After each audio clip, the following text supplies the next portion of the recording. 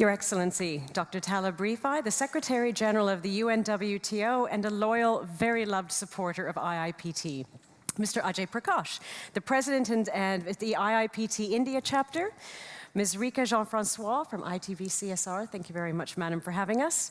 Mr. Vinod Zutshi, the Secretary of Tourism of the Government of India. Sir, thank you for joining us. Edith Hunsinger, the manager of the German-speaking markets for the Seychelles Tourism Board. Thank you for being with us.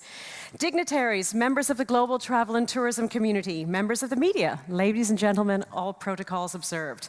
Namaskar and welcome to the event that we're calling Celebrating Her, the Global Awards for Empowered Women in Tourism. My name is Anita Menderotta, and I'm absolutely honored to be your master/mistress of ceremonies for this next section. And it really is the perfect finale to what has been a superb ITB 2016. All of us are here because we are celebrating something very special this week. As you all know, earlier this week, it was International Women's Day, a day in which we all pause and appreciate not just the roles, but the values and the impact that women have around the world. But the IIPT, particularly the Indian chapter, had a question. What about the other 364 days? Why is it just one day when we stop and recognize the force that women are creating in our world, not just in what they represent in their numbers, but in what they represent in their spirit and the value that they provide? And so, the great minds and the great hearts of IIPT's India chapter created what is called an award celebrating her. It's as simple as that. We simply want to pause and celebrate her. All of the beautiful hers that are in our tourism industry around the world. Why? Again, because what they bring to our industry in not just the numbers of people through SMEs, through job creation, but the spirit and the humanity that women bring to the industry in really bringing up the baseline, in adding creativity, in adding compassion, and in making sure that the next generation of tourism is taken care of, not just in what they do, but in who they are and how they contribute to our industry. And so this award was created, and we are absolutely delighted to be launching it here today at ITB, and it being a part of the regular annual CSR events at this incredibly important annual reunion and get-together of the world's leaders in tourism. To take no more time, I'd like to hand over to our First Lady of the Awards, Ms. Rika Jean-Francois, the head of CSR of ITB, Messe Berlin. Madam. Thank you, Anita. Thank you. Yeah, I'm so happy that we have you here because we are talking about corporate social responsibility since many years now at ITB. You know, it's the 50th ITB, it's an anniversary. And since many years, we really try to bring this feeling of responsibility also in mainstream tourism. And this is there are many, many facets. It's a big mosaic, actually. And one part of this is gender equality. And this is still very, very neglected. And I have to say that. So I was very, very happy when I met Ajay in India, in Maharashtra actually, and he said, we want to put that on the stage, and we want to honor women in tourism, because there are so many women working in the backyard of tourism without ever having the chance to stand on a stage like I do now. But all these women are actually the basement of tourism. And I think it's time that all those women also feel that there is a voice for them as well. So we want to give these women a voice. And some of us have the chance to stand in the spotlight and be honored today. But I think that all those ladies also think of a lot of ladies standing behind them who will not be able to receive an award never in their lifetime.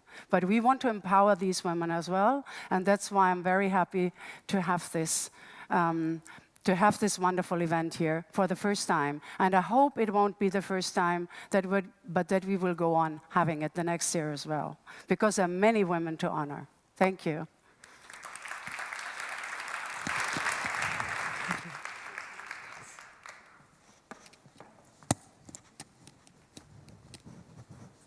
Rika, thank you very much for setting the scene on that. To provide us now with some information, a little bit about what is IIPT, what is the IIPT India initiative, and why was this an award such an incredible creation for the organization. It is my great honor and pleasure to introduce to the stage Mr. Ajay Prakash, the president of IIPT India. Sir.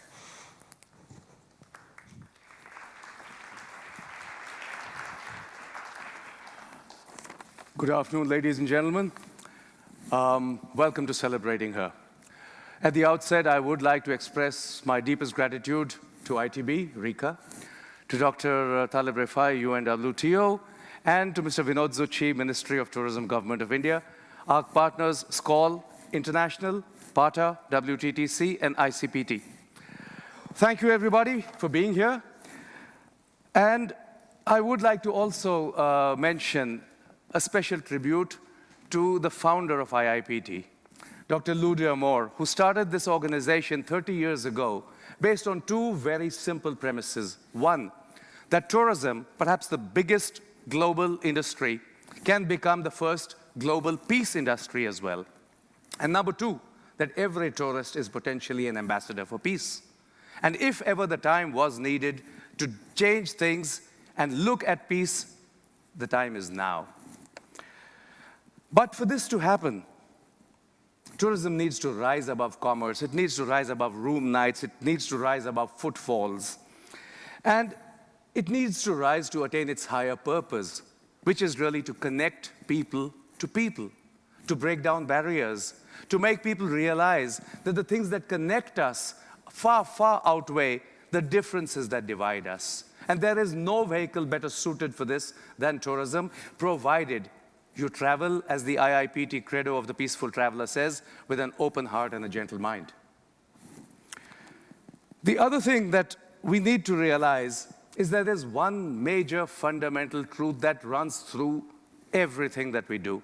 You cannot ignore half the world and hope to achieve anything meaningful. And by that, I mean the women of this world. Without them, you are incomplete. Anything that you do is also incomplete. And so, that brings us to celebrating her. Because it cannot be business as usual. We all realize that. Look around you. I mean, men have run the world ever since. And honestly, it doesn't look like we've done such a good job of it. On the one hand, yes, we can talk about all the progress we've made. 340 days a man spent in space. This thing is being live streamed across. I mean, communication is phenomenal. All these things have happened. But on the other hand, look at all the crises that we are lurching, violent crisis to violent crisis. And each of them only increases human suffering, human displacement.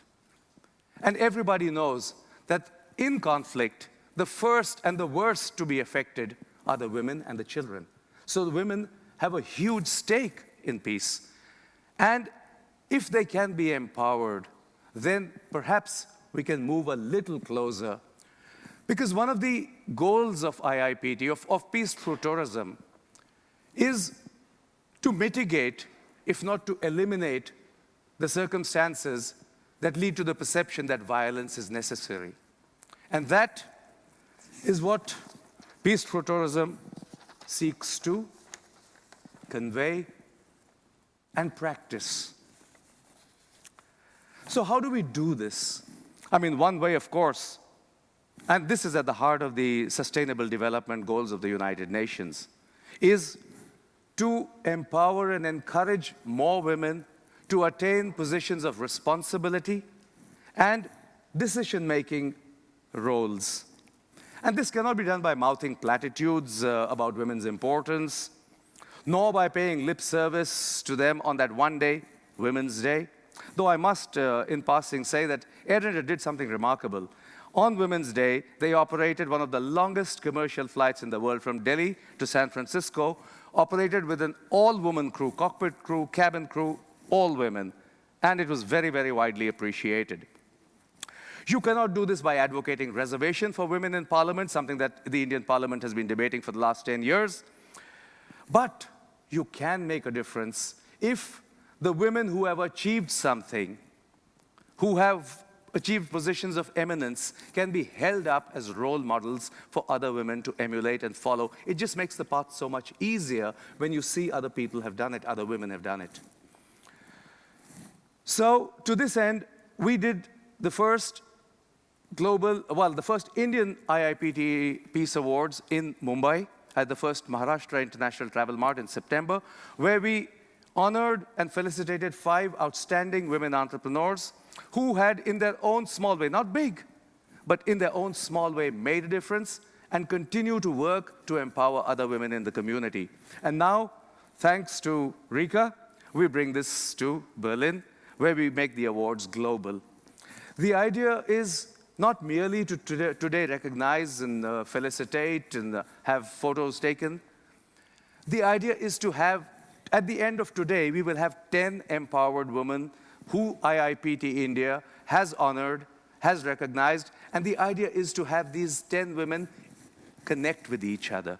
Because when you do that, then the power of what you can do is multiplied tenfold.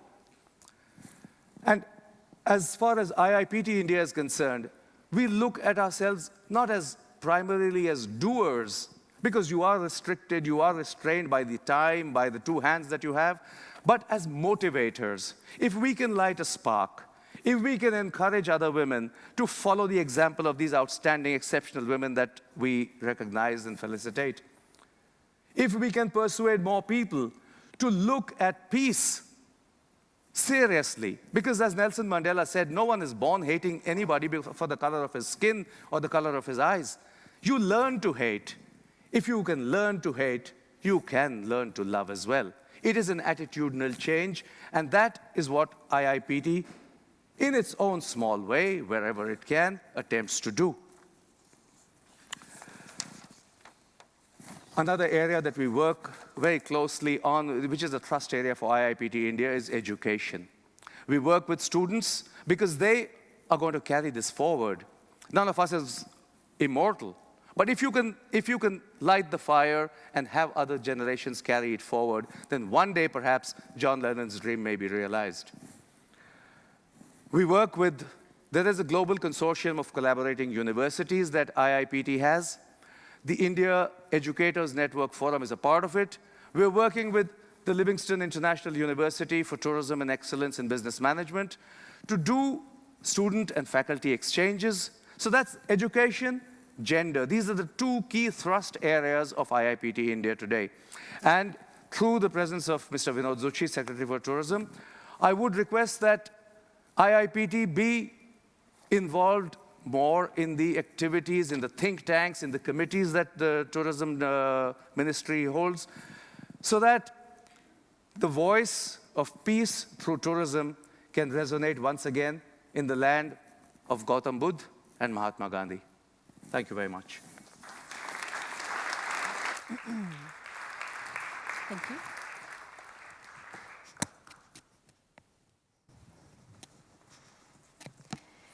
Ladies and gentlemen, it is now my great delight to ask to the stage Mr. Vinod Zutshi, the Secretary of Tourism of the Government of India. Sir, welcome.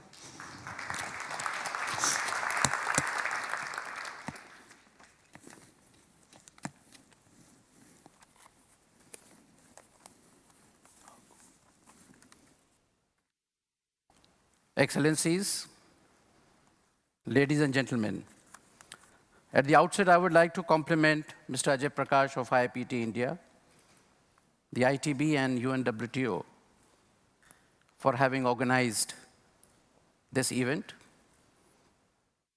at such a relevant subject in today's world. We are talking of women, we are talking of their empowerment, and we are talking of peace through tourism. I think all these three subjects couldn't have been more relevant as they are today. Ladies and gentlemen, I belong to a country where power of women, as we call Nari Shakti, is an acknowledged reality. I come from the country where we have goddesses, and they're worshipped in every home. We have goddess of wealth called Lakshmi. We have goddess of knowledge called Saraswati. And we have goddess of an ideal woman, Sita. And I hail from the country where the rivers are named after women. We have Ganga, Yamuna, Saraswati. Let me also, before I come to what role can tourism offer to women, or vice versa, since IIPT is an Indian forum, I would certainly like to at least briefly mention what the government and what the system is doing in terms of legal empowerment, in terms of social empowerment, and in terms of economic empowerment. Ladies and gentlemen, we have a separate ministry for women development. We have free education for women. We have scholarships for women. We distribute free bicycles. We give money for the deliveries. We have very strong laws for action against harassment of women. We have very strong laws on crime on women. We have very strong laws on marriage, as also the succession laws. We have separate reserved seats for women in all the public transport. As far as economic empowerment is concerned, if the entire part of India has women self-help groups which are working for their self-employment in rural areas, they're also into microfinancing. There are women-centered schemes. One of them is Bhamasha scheme in Rajasthan. We have all women banks. We have amended the Company Acts in 2013, where it has been mentioned that there will be one women director in all the companies which are registered under the Companies Act. There are a number of ways, ladies and gentlemen, in which women have been empowered in India. Tourism, where we have involved the women, I would like to very briefly touch. Hospitality, the hotels, the restaurants. More and more hotels are now engaging women on preference, whether they are front desks, whether they're in the chefs, whether they're housekeeping. And this is universal, not just in India. In India particularly, the concept of homestays has been a big success, wherein we, as the Ministry of Tourism, we have certain guidelines that any person who wishes to make his home as a stay home, as a paying guest house, that is one area which is flourishing, and it is a good substitute to making of new hotels and hospitality services. And women are involved in a big manner in these homestays. We're involving women in rural tourism handicrafts. We have folk artists, we have folk dancers, who are all women in rural areas, in urban areas. The digitalization of India has produced very bright girls and women who are involved in startups and who are involved in call centers. Culinary is one area where women are the best. What could be the future? I mean, this is something which applies to all. I would list out just 5, 6 points, and then I'll conclude. Women is a large available force for tourism. So they are available. If they are trained, they are sensitized. If they are given capacity building is done, they are one of the strongest workforce which is available for the tourism industry. And the way tourism is galloping, the way it is growing all over the world, I think we need hands. We need people. And why they are suited most, let me just mention. If I'm making sweeping statements, don't allege me for gender bias. I'm being against men for the time being. Women are more hospitable, so they are more suited in hospitality services. Women are more service-oriented. They can offer better services. Now, we have pilots, we have taxi drivers, we have dhabas, we have restaurants, which are manned by women. I would like to mention the first flight that came from Delhi to Bombay to San Francisco, Air India flight. It was an all-women crew, including the pilots. Women are more creative than men. And though they are better suited for advertising, publicity, promotion, marketing, they are better communicators than men. So they can be employed for call centers, for helplines, for information lines.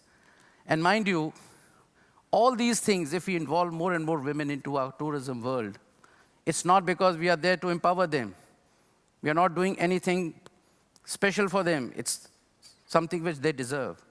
And I'm of the view that the more the women come into the tourism world, in the tourism industry, qualitatively, the tourism industry is going to improve. And last but not the least, the women are the embodiment of peace. And ladies and gentlemen, we are talking about peace through tourism. Thank you very much.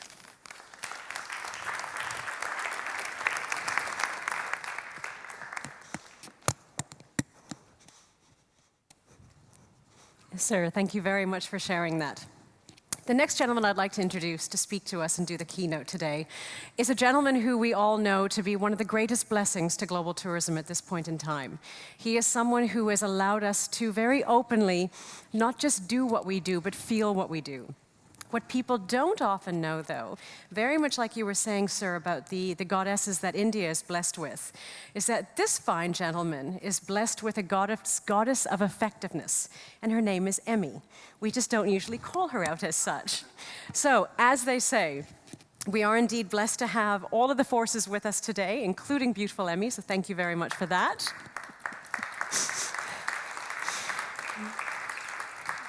And to be able to celebrate her and support the celebration of celebrating her as a global award, please may I introduce to the stage Dr. Tala Brifai, the Secretary General of the UNWTO.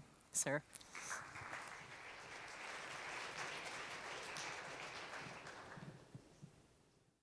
It's always a challenge to speak after Anita, definitely. Rika, Ajay, Mr. Kushi, Secretary of Tourism of India, ladies and gentlemen, thank you so much for giving me the opportunity to speak with you today. This is going to be my last event here at ITB. I'm going from here to the airport. I feel so relieved. It's been such a hectic but a beautiful, beautiful week. So please forgive me if I stumble or if I'm a bit slow. It's been hectic.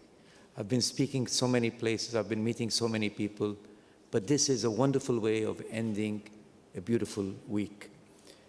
So on the behalf of UNWTO, the World Tourism Organization, I want to thank everybody. I want to thank ITB in particular. I want to thank IIPT India for making us their partners in this wonderful event. Thank you so much, Ajay. Thank you. But I would like to also, first and foremost, congratulate and thank the awardees, the people that made this event a meaningful one. You are the ones that are making this world a better place. People like you make this sector advance this very important agenda of ours, which is women empowerment and the gender equality. My dear friends, there are a few sectors that can be strategically positioned as tourism is to make a meaningful contribution to tackle the major challenges of our time. It is very important for us to keep in mind, as I keep repeating, that it's not as important as it is to make this sector grow, but what this sector does to the world around us is by far much more important than the growth, the prosperity, the profit and the gain and the business that this center generates, as important as that is. It's its impact on the world today and the way it addresses the challenges of our time. Among these very, very serious challenges, and they can be many, but this is not the time to list them, is the challenge of gender equality and women empowerment. It is true, however, that tourism presents a wide range of opportunities for women in both formal and informal employment, particularly in developing regions where women still face major hardship. It is important to keep in mind that tourism is the best friend of women around the world. But that does not come without a price, because it's absolutely important and crucial to recognize the shortcomings of our industry. It is very easy and good to say how good this industry is to all sectors of the society, particularly the vulnerable sectors like women and children. But it's also equally important to point out at our shortcomings. The potential of women within the tourism sector force is still very, very largely untapped, underutilized, and under-recognized. And very often this is a result of a bigger problem, of course, which is the problem of stereotyping and discrimination. We must keep in mind that we are part and parcel of a bigger phenomena of underutilizing, under-recognizing women. This is a historic problem. Our sector will not be able to solve the problem from its roots, but it can do its bit in trying to deal with it and show the world a better way of dealing with this very important challenge. To overcome this situation, we need to make gender balance a full component, not just of our thinking, not just of our events and our conferences and our advocacy, but part of our tourism policies and our business strategies. It's absolutely crucial that governments, when they draft their tourism policies, the component of women be part of it. And I can dare to say that I have yet to see a tourism policy that includes clearly and bluntly the issue of women empowerment and gender equality in the tourism strategy or tourism policy. But when it comes to the private sector, it's not even better. Businesses can brag about saying that they do this and do that, but when it comes to the business strategies, we rarely see an explicit, clear statement of what they intend to do about this, what are their targets. At least I can say this very clearly in the tourism sector. At the same time, greater gender equality will contribute to an overall quality of the tourism experience, as you very well know.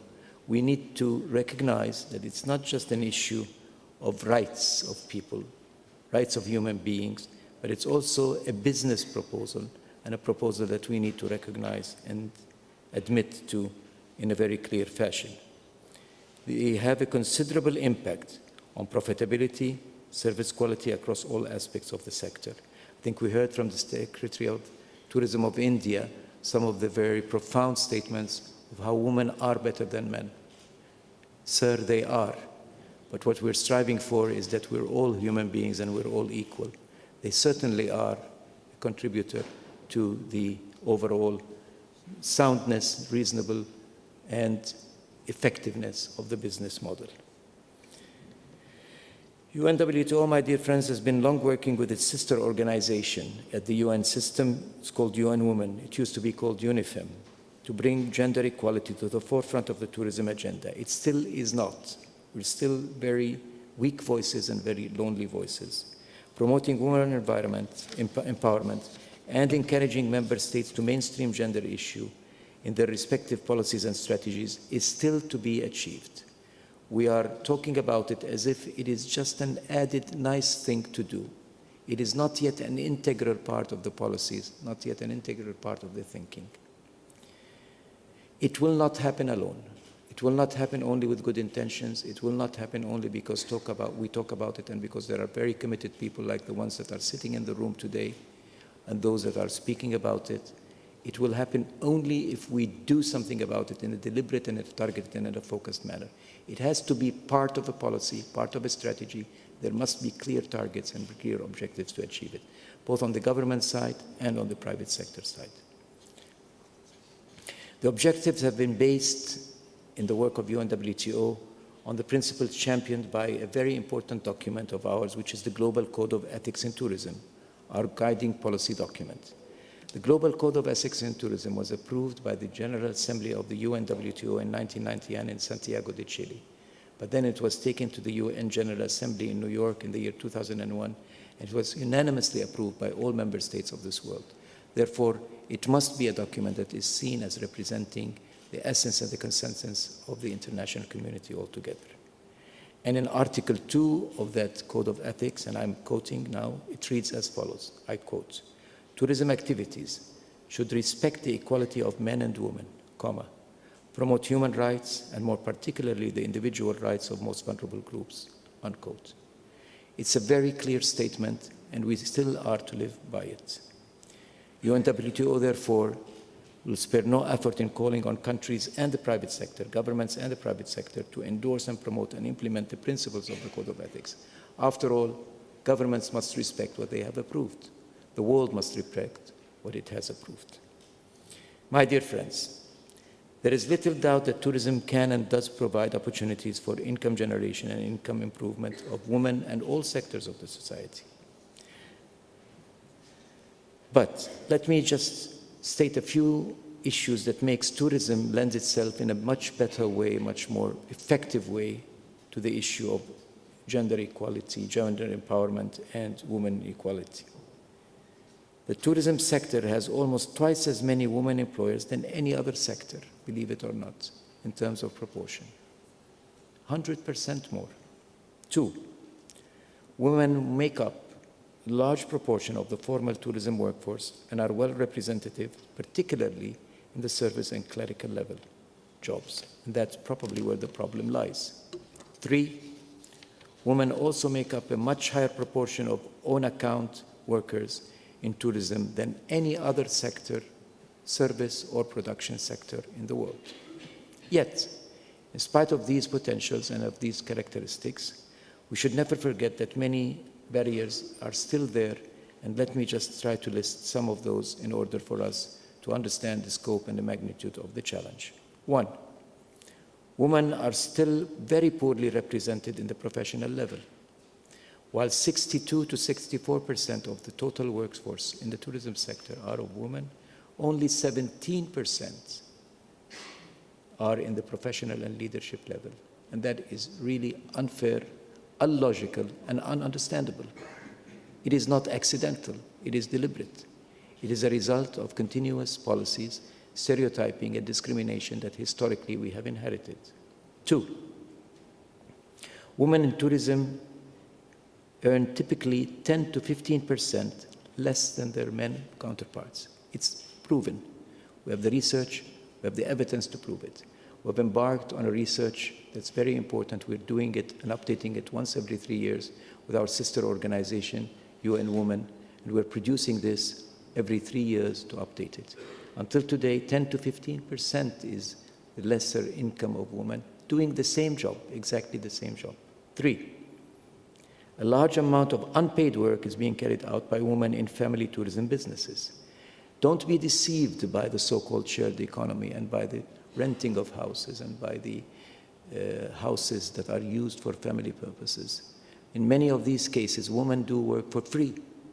They're expected to serve like they serve in their homes and our homes for free. And that is not right. They're doing a business. This should be a rewarded effort, and this should be a rewarded task. There are still, as I tell you, many, many challenges that we need to look at. These 3 points are just 3 amongst many, many others that we can list. So as you can see, tourism provides a better opportunity for women participation in the workforce, women entrepreneurship, women leadership, and other sectors than other sectors of the economy. But women in tourism are still underpaid, underutilized, underexposed to education, and underrepresented. And I may add also, not as respected as they ought to be. Not because they're better, but because they're equal. These challenges show that our sector still needs to understand the importance of the economic role that women play in tourism. We're still a long way ahead. That's why the convening of this event, Ange, is a very important thing. And I thank both of you, you and Rika, for thinking of this forum. We need to expose that issue more. We need to work more on making it a focused, deliberate, structured effort. It will not happen alone. Governments need to strengthen legal protection for women in tourism employment by ensuring minimum wage, regulations of equal pay, and ensuring that free work also needs to be rewarded. Nobody is expected to do anything just for the sake of it if they are serving other people. Our sector also has to facilitate women's entrepreneurship by ensuring them access to credit and property and land and training and the support of business development. Today, if a lady goes to a bank to ask for a credit loan to start a business, is not treated like a man going to a bank. It's a fact. We know that. We've collected this evidence from many, many examples in direct and indirect way in questionnaires and surveys that we have made in many, many enterprises.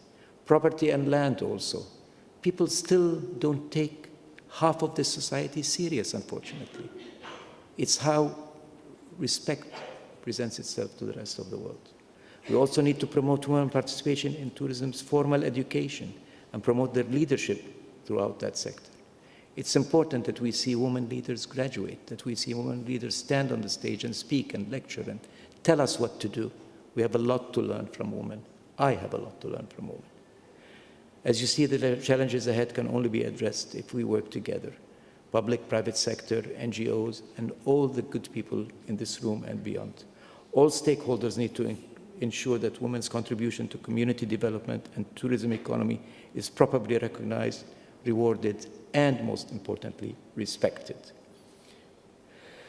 As for us in UNWTO, we will continue to mainstream this issue of women empowerment in tourism agenda. I will continue to speak, and all my staff and all our organization will continue to address this. We have a special dedicated team at UNWTO that's addressing this and is continuing to follow up the research that is needed. We cannot advocate what we cannot prove. We cannot speak out about things that are not supported by data, figures, research that is solid and that is clear. Our research is solid. We need to embark on programs to facilitate women's access to employment opportunities, increase their participation in the supply chain, and create advanced skills and training for women that are already working in tourism to promote their career and to advance and to adjust this unacceptable percentage of 17% in leadership. Why should they be 17% in leadership? They're 51% of the society, at least, if not more in many societies. There is something wrong when we look at these figures. Something wrong about the way we think about half of the society, something wrong about a bigger picture that's not only pertaining to tourism. Achieving gender equality and women's socioeconomic empowerment is crucial, not only for women, but also for everybody, for the viability of the long-term success of the tourism sector. How can we expect this world to become a better place if 50% of its population is under-recognized and under-respected? That is not possible. It's a very simple logic. I don't know how people fail to see this. It's a very simple logic. 50% of our society is still underutilized, under-recognized, and under-respected. More equal organizations in business tend to be more productive, better results in terms of productivity, sustainability, and overall quality. It's a fact, it's been proven. Organizations that tend to adopt policies that are equal to everybody, women, colors, ethnic groups, tend to be by far much more productive. I'm heading an organization that has 49 different nationalities. And that's why we're strong, that's why we're proud. Each one comes from a different culture, from a different background. We're more productive because we're more diverse, because we have different skills and look at the world from different perspectives. Not because I'm very fond of her, but our late Margaret Thatcher said once, if you want something to be said, ask a man. If you want something to be done, you know who to ask. Thank you again, and thank IIPT India, and congratulations to all of you for this amazing awards that are going to be given today. I thank you all very much.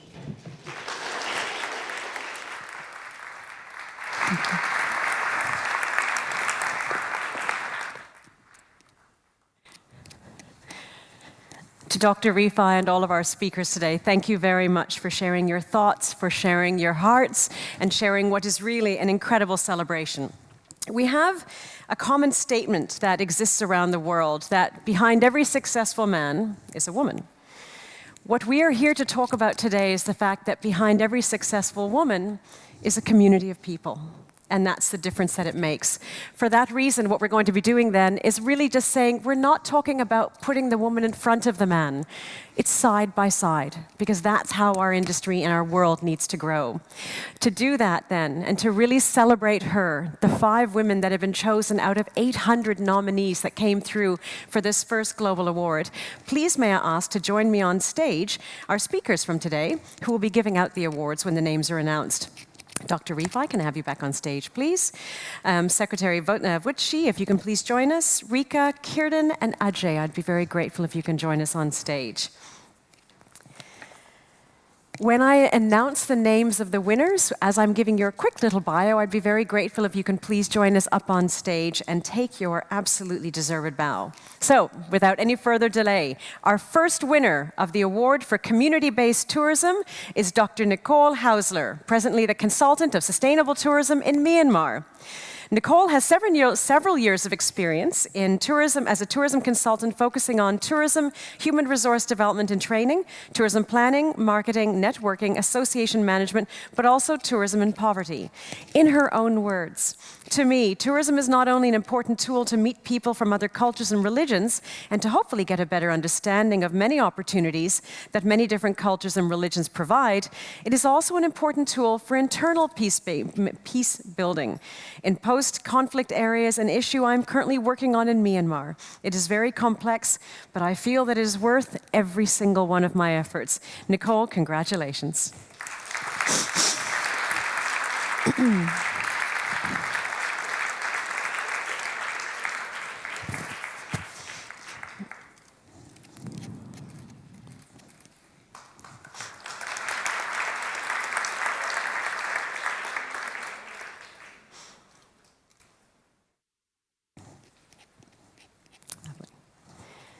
Our next award winner is another life practitioner when it comes to travel and tourism.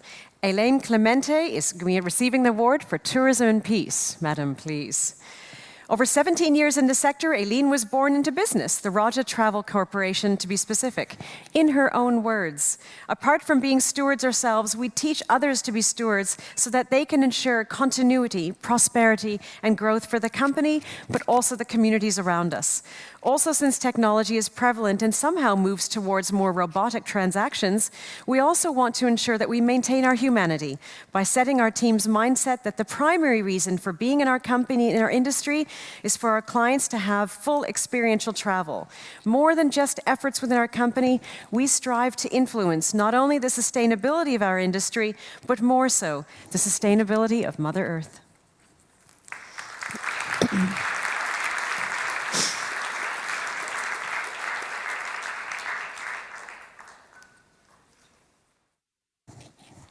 Our third award today goes to Dietling von Liemberg for education.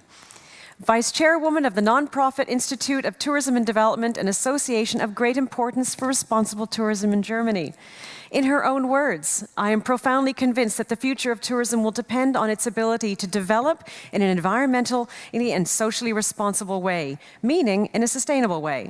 That is what the Institute, through the projects that we run, supports international understanding of tourism and fights against prejudice and cliches and stereotypes about culture, about religion, and about people. Organizing international contests is part of our work. The project that she describes as her internationally most important is the annual To Do, a contest for socially responsible tourism whose prize-giving ceremony also takes place here at ITB. Congratulations.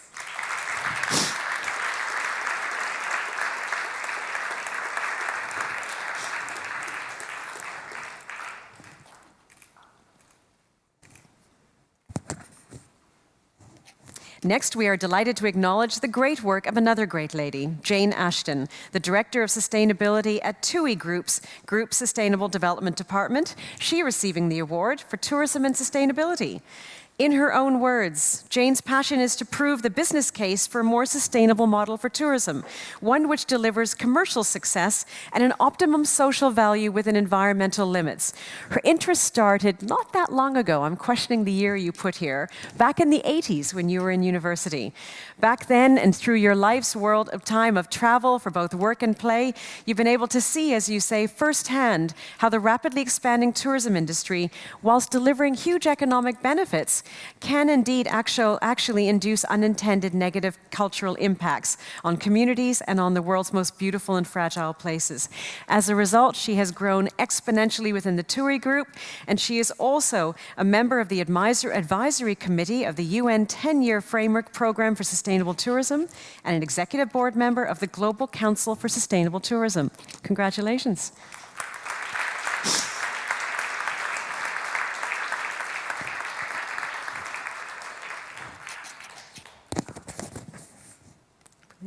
And as our finale recipient, please join me in congratulating Ms. Valsha Nain Singh, the Principal Secretary of Tourism of Culture and Tourism, the Government of Maharashtra, for Innovation in Tourism. Receiving the award on behalf of Ms. Singh is Moshmi Kose. Ms. Valsa began her career in service in 1991 and part of the batch of the AIS offices. She has grown through her life's work in public service to the people of India, and she has become a true champion of her nation. As Secretary of Tourism and Culture in the government of Maharashtra, Valsa was able to give free rein to her twin passions, that of tourism and the empowerment of women. Part of that is what she did in September 2015 as she organized the first Maharashtra International Travel Mart, where IIPT awarded 5 outstanding women entrepreneurs for their contribution to sustainable tourism. Thank you for accepting the award on her behalf.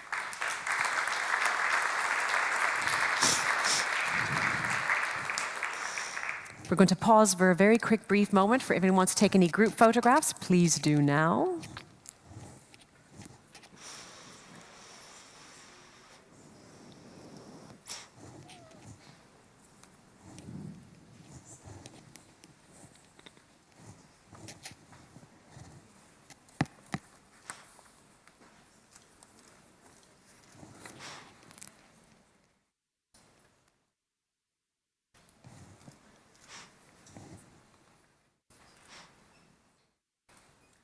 Brilliant. Thank you very much.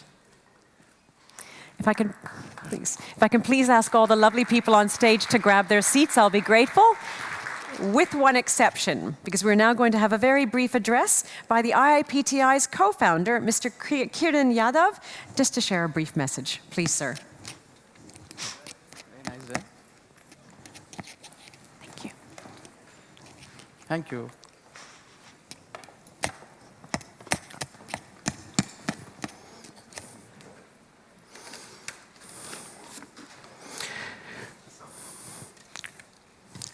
Very good afternoon to the ladies and the gentlemen in this room. It's my pleasure to actually express our vote of thanks for being here today. Dr. Taleb Rifai, thank you for gracing this occasion. And as Anita says, your presence brings peace to the room. Thank you for partnering with us and endorsing and recognizing the initiative that IIP India has taken. It means a lot to us, and we look forward to being able to do this time and again until we reach a stage where I think women get equal partnership with men.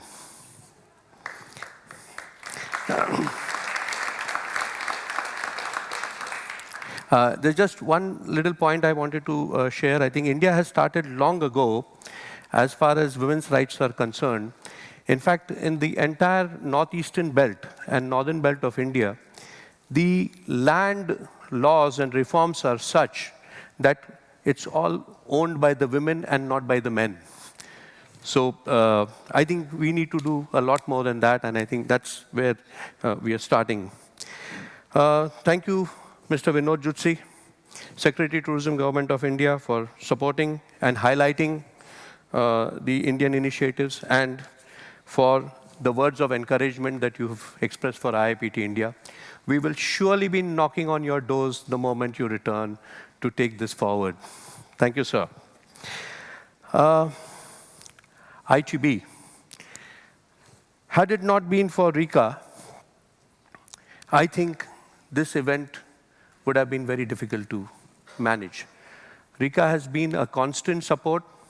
One of the plus points of women is making the men do something. So I think that has helped us to get things done. Thank you, Rika, and thank you, ITB. In this initiative, apart from IIPT, we also had a lot of other partners. And I think it's time to acknowledge that they have supported us all through. PATA is Halona here. Okay. Hi, Halona. Thank you. Thank you, PATA, for helping us in the process. SCAL International. Susanna Sari, Asia. Hi, Susanna. Thank you so much for all the help and support. Is Jeffrey Lipman in the room? ICTP? Oh.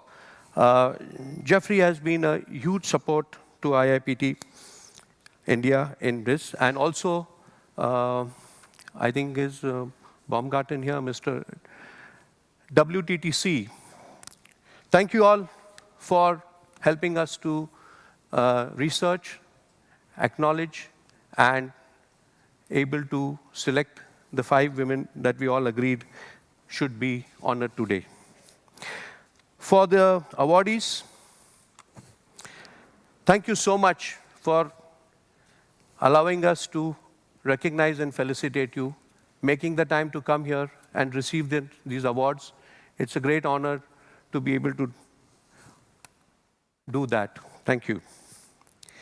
Finally, I must also acknowledge our managing committee members who are here from India just to support the awards. Mr. Santwan Sheldon, he is a committee member from India, the CEO of Synergy Media. Mr. Rajiv Dukal, the CEO of Lavasa. They're right now doing dual roles of doing some photography for us as well. Thank you so much for being here and supporting this. We are a very lean and mean organization. Ajay makes us work like slaves. I think most important is the audience who has actually come and helped us recognize and make us feel that we are on the right path and that we are trying to do something that they feel is necessary. You've been a wonderful audience. Thank you so much for being here with us. And I take this as an honor to have you in this room. And finally, this one person who always IIPT relies on to run any event without any glitches. Because when she's around, all the glitches disappear. May I take this opportunity to thank our mistress of ceremonies, as she would like to call herself, Anita. It's such a relief when you are in the room. Thank you so much. And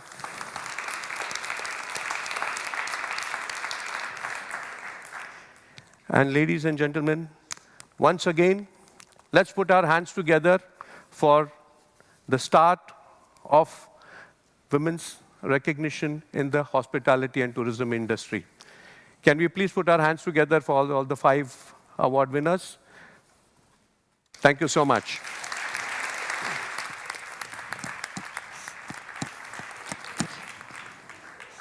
Thank you. Thanks.